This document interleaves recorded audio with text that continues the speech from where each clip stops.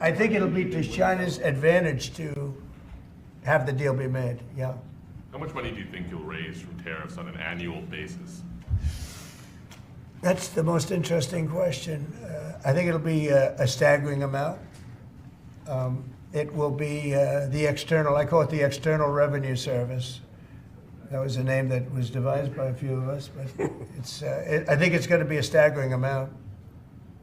We've heard it's the number 1 trillion floated in meetings with senators. Is that a number you've thought of? I don't know, but already the Senate's saying, well, wait a minute, they're looking at some of the numbers and they're saying, whoa, look, we want to, I say America first, I say make America great again. That's what we're doing.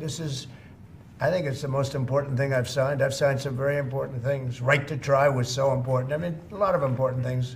Space Force, the biggest tax cuts in history. This could be one of the most important things that we've ever signed. Do you expect the Russians and President Putin to attend the summit in Saudi Arabia? Eventually, yeah. Not quite yet. It's a little early. They're having a meeting in Munich tomorrow. Russia is going to be there with our people. Ukraine is also invited, by the way. Not sure exactly who's going to be there from any country, but high-level people from Russia, from Ukraine, and from the United States. Do you want to have Russia back to the G7, sir? I'd love to have them back. I think it was a mistake to throw them out. Look, it's not a question of liking Russia or not liking Russia. It was the G8, and I said, what are you doing? You guys, all you talk about is Russia, and they should be sitting at the table. I think Putin would love to be back. Obama and a couple of other people made a mistake and they got Russia out. It's very possible that if that was the G8, you wouldn't have had the problem with Ukraine. And if I was president, you definitely wouldn't have had the problem with Ukraine. Russia would have never attacked Ukraine.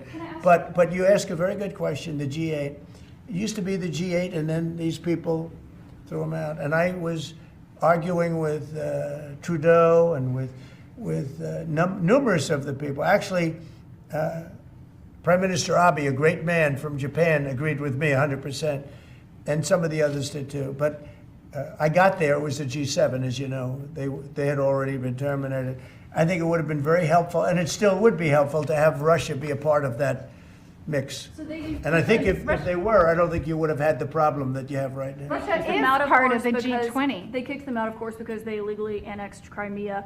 I mean, how would you have responded if Russia invaded or took over? They took Crimea during Obama. They took, well, now they're looking to take the whole thing. Then they took a big chunk of land and people, as you know, during Bush. And now they're trying to take the whole thing during Biden. You know, the only one that didn't give them anything is Trump. They never took anything with Trump, nothing, not 2 inches of property of land. But Crimea was Obama.